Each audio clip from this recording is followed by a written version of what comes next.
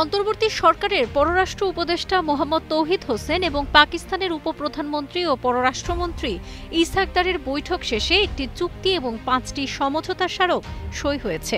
রোববার এই চুক্তি ও সমঝোতা সই হয়, যার মধ্যে রয়েছে দুই দেশের অফিসিয়াল ও কূটনৈতিক পাসপোর্টধারী ভিসা অব্যাহতি চুক্তি, দুই দেশের বাণিজ্য বিষয়ক জয়েন্ট ওয়ার্কিং গ্রুপ গঠন, সংস্কৃতি বিনিময়, দুই দেশের ফরেন সার্ভিস একাডেমির মধ্যে সহযোগিতা, দুই রাষ্ট্রীয় বার্তা সংস্থার মধ্যে সহযোগিতা এবং Bangladesh institute of international and strategic স্টাডিজের সঙ্গে পাকিস্তানের ইসলামাবাদ পলিসি রিসার্চ ইনস্টিটিউটের সহযোগিতা বিষয়ে সমঝোতা।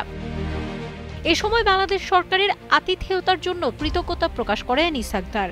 ১৯৭১ সংক্রান্ত প্রশ্নের উত্তরে তিনি বলেন, এই বিষয়টি ১৯৭৪ সালে এই চুক্তির মাধ্যমে নিষ্পত্তি হয়েছে এবং পরে জেনারেল পারভেজ মোশাররফও বাংলাদেশ সফরে ক্ষমা চেয়েছিলেন। তিনি বলেন, ইসলাম আমাদের শেখায় ভাইয়ের সঙ্গে মন পরিষ্কার করতে হয়।